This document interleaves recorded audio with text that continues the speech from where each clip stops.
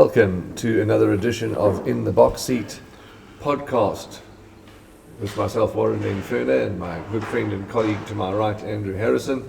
And we've got a very special guest on our show today. Every guest is special, but he's an out-of-towner. He has been based in KZN for a couple of weeks, but he's from Johannesburg. His name is Alec Laird, and it's just a great pleasure to have Alec with us. Alec, how are you today? I'm good, thanks Warren. Thanks for having me on the show. Absolutely fantastic. Well, I know you're shy, so we had to put a little pressure on you to get to. But you know, Alec is quiet, goes about his business the right way, and shy. But just lovely to have you on our show. Alec, I just want to start a bit differently. I want you to tell us about your immediate family. Tell us about your kids and your wife and your immediate family. Because we're going to digress and talk more about your other family later on, but tell us about your close family. Who are you married to? Kate is my wife. She's into horses, but not into the racing side as much. She does dressage, and my kids don't ride now. They did a bit. I've got 3 kids. The older boy is Damien. He's here in Natal, but back at home, Garrett and Zara are the 2 kids. The kids, any interest in racing? I mean, as you say, horses, etc. But are they taken a keen interest in your yard and do they follow horse racing? They haven't. I haven't encouraged them to do that, but no, they haven't taken an interest. Not like we did when we were kids. Yes. Dressage. Clever boy. Dressage, with regards to the dressage, your wife must, I'm sure, have first dibs on all the horses that are going to retire because, you know, they're all on the lookout for a good looking horse. She's not that keen on thoroughbreds, but sometimes they've got a good temperament. There's the odd one. But Kate actually, she bred Irish sport horse, which is an Irish draft crossed with a thoroughbred, and she did that for their temperament. She's had a few stallions that she imported. Okay, fantastic. That's interesting. Does she export them? No. The breeding has come to a bit of a halt. She's got a couple of horses that she bred. That she's schooling at the moment. But now the mares that she brought out, unfortunately, they didn't last long. They got colic and things like that. But that was years ago. Yeah. Okay. You based before. We were going to get Andrew to talk to you about the family relation, etc., with the Laird legacy. But just to let the viewers know, you're based in Joburg, but which training centre are you at? We're at Randkiesfontein. Been there since Crimson Waves, about 94. Okay, 94. Before that, we were in Alberton. What are your thoughts on the KZN winters? The KZN winters, I mean, it's... There is no winter. Yeah, it gets a bit cold here at Summerveld, on odd occasion. Beanies were out quite regular, yeah. But no, it's the best place to be in winter, for sure. Andy, I want to throw the ball to you because, and I say it humbly and respectfully, you know, I do of course remember Charles, I do remember, you know, some of the Laird family, but you know, it was in your era. So the ball to you to talk to Alec about, you know, the Laird legacy. Alec comes from a long list of trainers. I mean, your dad was a legend in his time. Yeah. Syd Garrett was what my dad's uncle. Yeah. Dad's uncle. Yeah. I mean, they were 2 legends of the game in the old days. Yep. I trained in Cape Town. We were in Cape Town. You were born in Cape Town. Correct. Yeah. Yeah, that's my dad started in Cape Town, and when his uncle Syd Laird moved to Durban, he took out the license in Cape Town. Yeah. He was there for maybe 6 years, and then he moved. He was actually one of the pioneers of Summerveld. Yeah. When he still had Cottage at the time, he was just turned 4. I think when Cottage turned 4, he moved his string here with Cottage at the time. Yeah. Your dad had some tremendous horses in his time. Oh yeah. He had some of the best. Yeah. Because I was going back, I could remember a few, right from Kerrison, Colorado King, Mazarin, Java Head, what else did he? Yataghan. Cottage, Yataghan, Politician. Politician, yeah. Those are the July winners, yeah. But I remember Politician, though, I was in the army with Lafferty, Paul Lafferty. Oh, yeah. We were up on the border. Okay. And Laff got this message from his brother. He said, Syd's got another champion in his yard. It's called Politician. Really? Yeah. So, I followed him right from when he won the Derby in Cape Town. He beat Big He won the Guineas first. And he won the Guineas first. Yeah. He's never beaten in Cape Town. 8 runs unbeaten. Unbeaten, in the Cape, yeah. So 8 from 8 in the Cape. Yeah, I know towards the end there was a Somerset played, the Met, Queen's played. Yeah, he would, as a 3-year-old he had the 2 runs, the Guineas in the Derby, and then for the next 2 years he had 3 runs. 3 runs, yeah. And then one or 3. Charles is your cousin, first cousin, First cousin, Charles. Yeah, I mean, I was thinking about it when you said you wanted to talk about it. I mean, as a kid growing up when I was in school, all my uncles, aunts, everybody was in racing, and that's all everybody spoke about at home. Yeah. So it was inevitable that the bug was going to get latched onto you too. Yeah, it was a way of life, you know. It's like there's a few other guys that grew up the likes of the Azzies or Herman Brown, or that was my year. Where does Dennis fit in? Dennis Dreyer? Dennis' first cousin. First cousin. Yeah, Dennis. Between Dennis, Charles, and myself, we didn't have any brothers, so we were as close as you could get to brothers, I suppose, the 3 of us. But Dennis's mom was the eldest, was my dad's sister. Okay. So he's very close, first cousins, And then my dad's younger sister, Mary, she married Robbie Silverhart, the jockey. Yeah. So that's so it was racing from, as you said, as far back as you could remember. It was inevitable. Was it ever a stage in your life where you said, "Well, I'm not going to get into horses"? Did that ever cross your mind? The game it's a tough game, and my dad, his uncle also tried to encourage him to do something before he became involved in it as a trainer. But, so my dad, he didn't encourage me to get into it. He said, "You must go to varsity and get a degree," which that lasted 3 months. I told my dad, "No, I want to join him," so I committed to it. Okay, sure. That's outstanding. That's a good story. So you went straight to join your dad? Yeah, well, after school I did my 2 years national service. National service, yeah. And then when I came back, I joined my father. I was 21. Okay, where were you in the national service? Horses? Yeah, I went to Bermuda, the equestrian centre, like a lot of guys. Yeah, like me, yeah. Did you go to the equestrian centre? Yeah. I mean... but there was Rakens and there were yes. Were you Rakens? I wasn't Rakens, no, it wasn't my I was the game. one who had to crawl around in the bloody dirt all the time. I ended up... I was just a troop, but I ended up in the farrier shop for a year. Okay. For Alec, those years you talk about, when you joined your dad, you were at varsity, and so that goes back some time. How have you,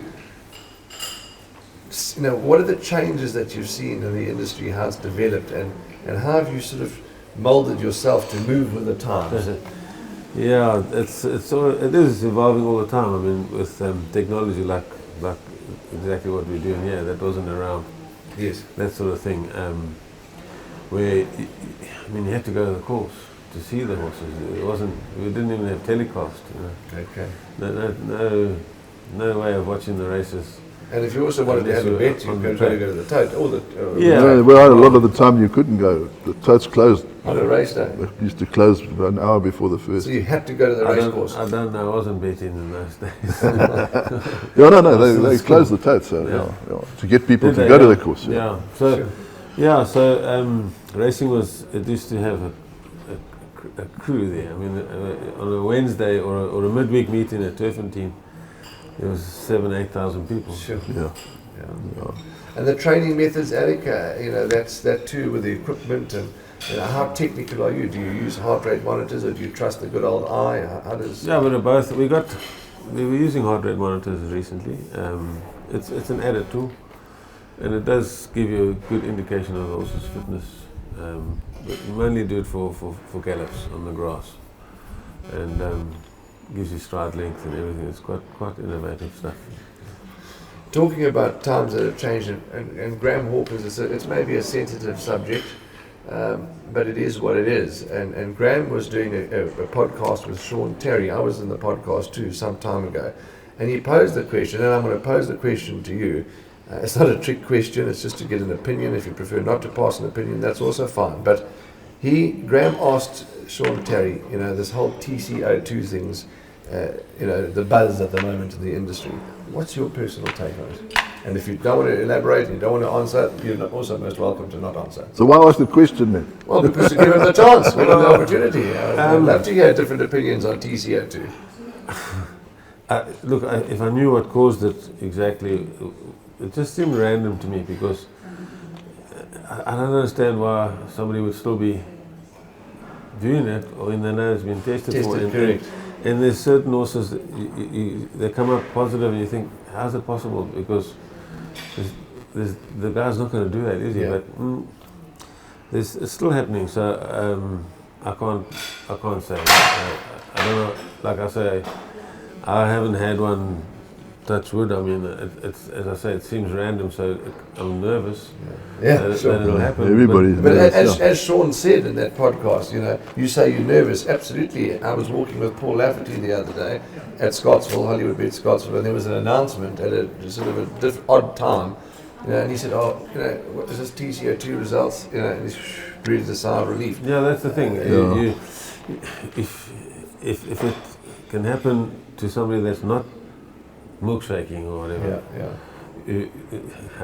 you worry that it's something. No, it's just added pressure. I mean, the trainer's got enough pressure without worrying about another thing the that Sean TCO2 said. stuff. Another thing that Sean said too was that you can't. What's the word? Snigger. Is that the right word? Snigger. When you're sniggering at someone, is that the right word? You can't snigger at your colleagues, because the next one could be you. You just got to, as you say, sit tight. But it works on everyone's nerves. Yeah, look, it does seem to have slowed down. So I don't know what On top of things, then please God, that if the testing is changed, or I don't know, but.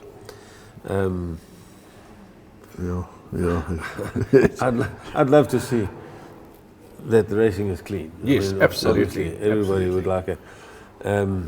So, my mate long ago, he made a suggestion. Most of these stimulants or drugs that can performance-enhancing drugs, PEDs,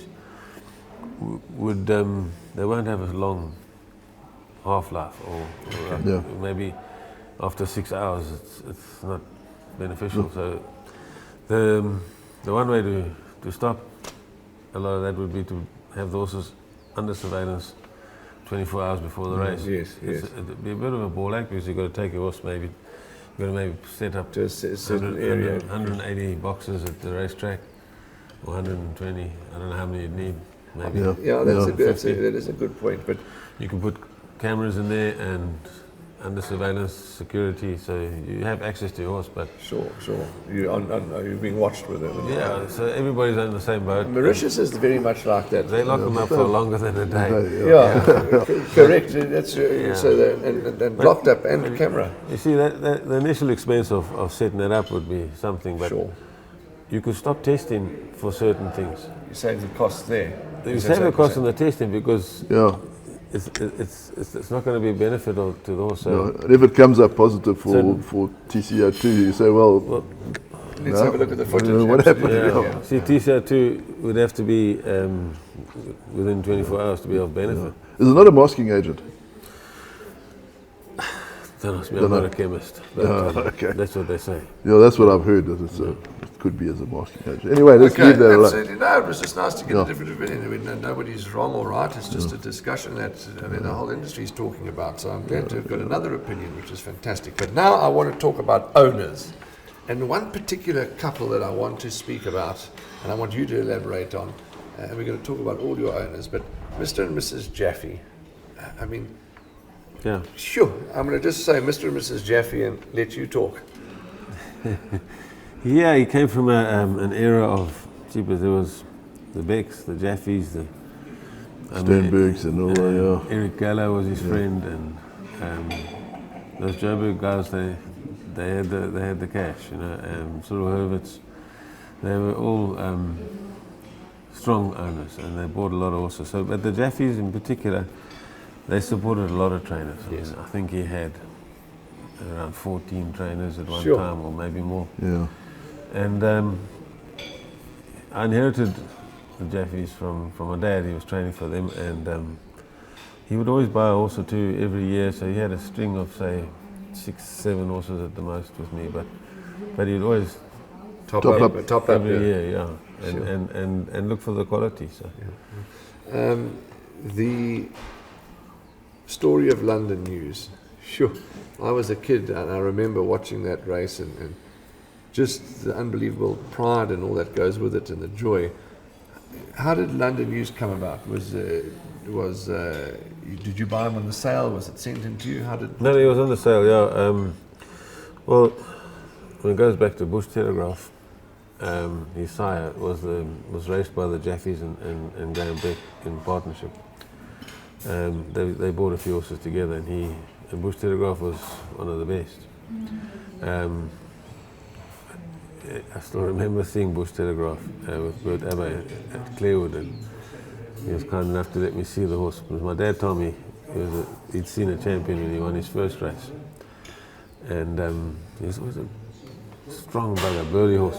But being by Jungle Cove, who was by Bold Ruler's funny enough been very good to me in the sire line. Because I had other Bush Telegraphs and Jungle Coves that did well. But having raced Bush Telegraph, the Jaffies went to the sales specifically looking for a Bush Telegraph. It was one of his early crops. Okay. And he didn't have many, unfortunately. He didn't last long, Bush Telegraph, as a stallion. He died. But they between Mrs. Jaffe, she was keen on London News for some. She had a good eye for a horse. He was he was a light horse, turned out on the one leg, and he was nice enough for me, but he wasn't the number one choice on the sale. Yes. But there was another Bush Telegraph that went for a lot more money, but It was no London News. No, he was early in the sale. Yeah. No, London News was on the last day of the sale, and the Jaffies they missed one. Got to the last day. I was Sweating a bit. thinking I'm not going to get a horse yet. But yeah, so when she asked me about London News, I said he's very nice. He's very nice. But I did like him. But she did have the most of the picking. Okay. Because he shed his maiden at Scottsville. Yes. Yes. Dougie White. He had a big Roman nose, didn't he? Yeah, the Roman nose. White blaze. The thin. Yeah. I still remember him. I was sitting in the press box when he came through there. I said to Stuart Ramsey, shame he died the other day. Yeah, I said to him, geez, that can run. He took 3 runs to win, but then he went on and won 4 in a row. But At what stage did you think, Al? At what stage did you know? Well, hang on, we could have an international top horse here. you know, it's funny. When I've told the story before. When I first joined my father, and the crop of babies came in, and I walked around the yard and I said, "Oh, that's a Guineas horse. That's a Derby horse. That's this one, that one," and then as they ran, I thought, there goes the Guineas. There goes the Derby. So now, the next year, you get your hopes up, and you always got your hopes up, and that's what the game's about. But you just don't open your mouth. Wait for them to prove it. And with London News, we thought he was a nice horse. He had no idea how good, but he was I thought he was going to be a nice horse. And Anton Marcus, funny enough, was helping me at the time. And he said, I think he's going to be a nice horse. But he was leggy and immature. And his first run was terrible. He didn't know what to do. He jumped out, he got stage fright. But then his next run was better. And every time he ran, your hopes got bigger and better and stronger. Yeah. By the time he won the Dingons, then I was convinced we could win the July. Sure. But The other thing that's interesting about London News is that he had his first 7 runs were at 7 different tracks. Jeez, okay. Which is not, you won't do it Don't now. do it now. Because some of those tracks are closed. You'd have to travel to PE to try and emulate that. Jeez, okay, so it's his first 7 runs. First 7 runs. Were at 7 different tracks. That's interesting, yeah. So he was destined to travel. Like, yes, he was no stranger to travelling. Yeah. But you must have learned a lot from your dad. Of course. Yeah. When I decided to do, committed to getting involved, being a young 21, I was keen to travel, but I had to work. And I said to my dad, maybe I can go overseas for a bit and learn there first, it wasn't a common thing to be done in those days. I mean, now it is. Yeah. Now we got contact. People have got contacts. The world's got smaller in a way. You know, my dad didn't have contacts overseas, but so he said to me, "Yeah, you can go."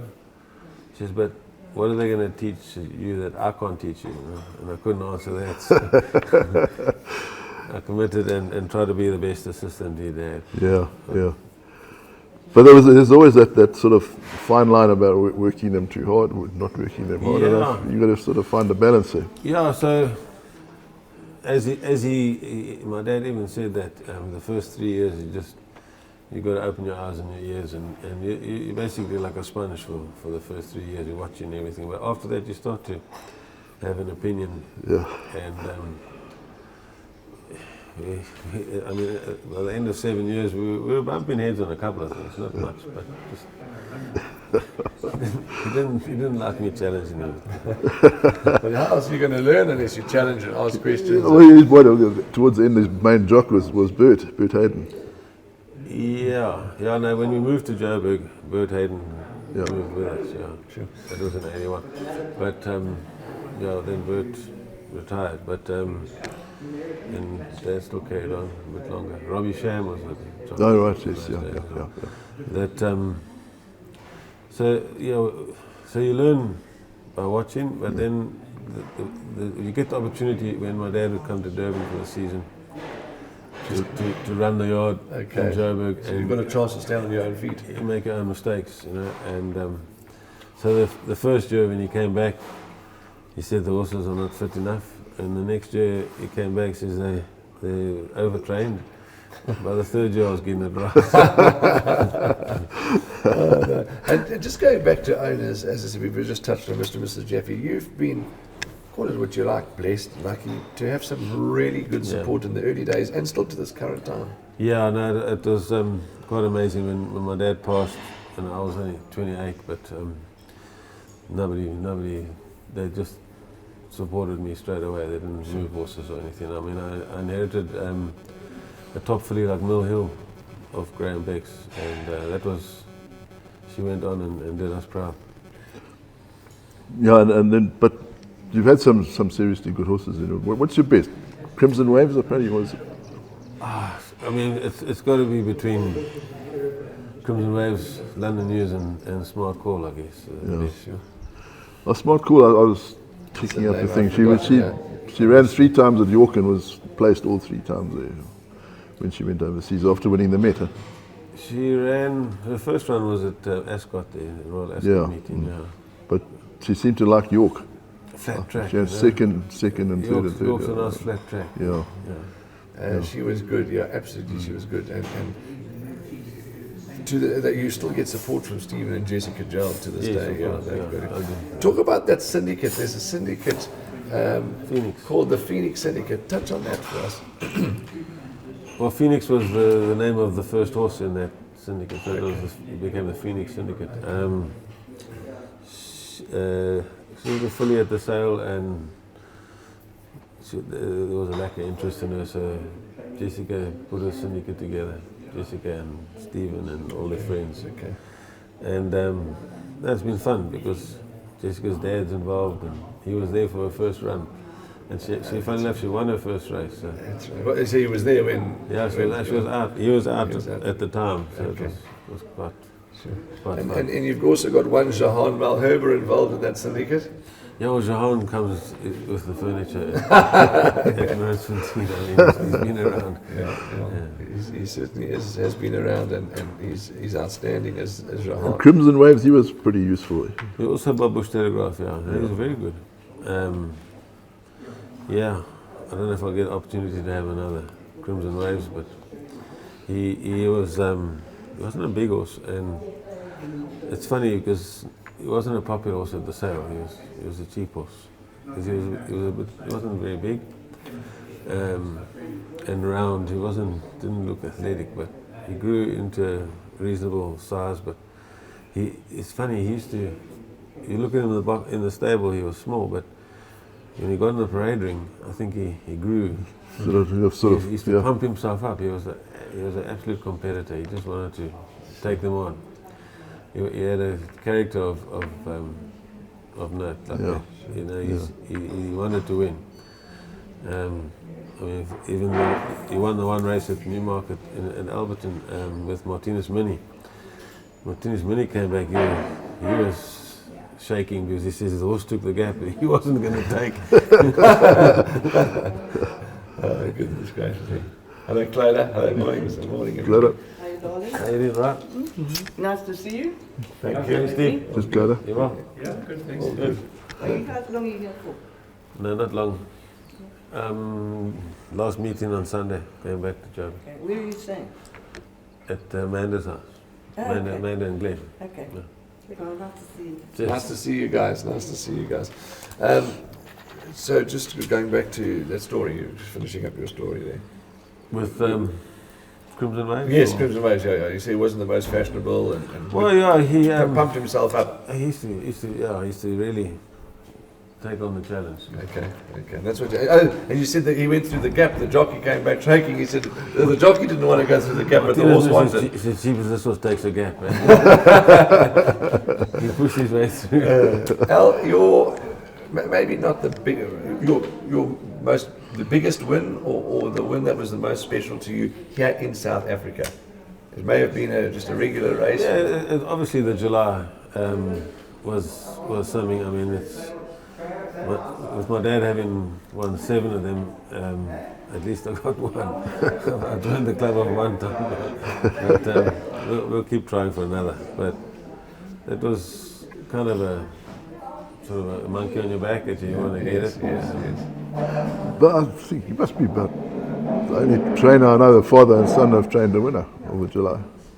I can't That's think of actually any others. That's quite a good thought and quite a good stat, possibly. Father, son. No, the Millards as well. Oh yes, yes, Tony.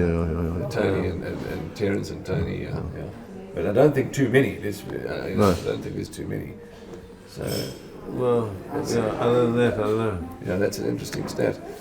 When you get some time. Orman Ferraris didn't win it, but David did. David. There's a Orman didn't, David did, yeah. That's another one we're thinking of. He'll tell you he did win it with distinctly. No, he sort of won it. Alec, your hobbies, sports, any interest in sports or I what love do you do watching, to relax? I mean, it's everybody's loving watching the rugby these days. Yes. Can't wait for Saturday. Other than that, I'm a shocking golfer. It's a nice day out with my mates. The reason for hanging back, which is great because we enjoyed having you in the province and we enjoy having visitors in the province, but you stayed back a bit longer. Tell us why. Well, I came down a bit late. We were hoping to win more races, but the main aim was to get a few horses that had been rested for their various reasons, and they were coming to hand. And the grass track at Reinke's is at the end of its tether. It's actually been scarified now, so there wasn't the grass facility like we got here, and they got some horses going to when we get back there, they'll be racing fit and ready to go. So instead of waiting for the spring, because that'll take forever, you sit in there and so I did that mainly to benefit a few horses and for my owner's sake. Instead of just paying every month waiting for the horse to run, they got off the ground. Although the tracks, A bit firm in Joburg. Yeah, it's firm. Funny enough, they come back sound. I mean, not funny enough. The tracks they can be firm, but they've got a bit of a grass cover and horses come back sound in the winter. Yeah. It's not a criticism. I mean, it's with the weather is harsh. The frosts and it's just harsh. So, yeah, it can be expected No to viruses. be a little firm. It can be expected to be a little firm. No but- viruses, just Well, cold. So you have to it knocks the viruses out. Yeah. And then when do you leave, Alec? When are you going back to Gauteng? We got 3 runners on this Sunday, and then they leave on Monday morning. Okay, and you'll obviously go Monday. I'm going Monday. Yeah, no, it's been interesting. I hadn't done that for a while. I used to come down regular, but I haven't done it for a while. And it's nice to train here. The tracks are good. Have you got a July winner in your yard at the moment?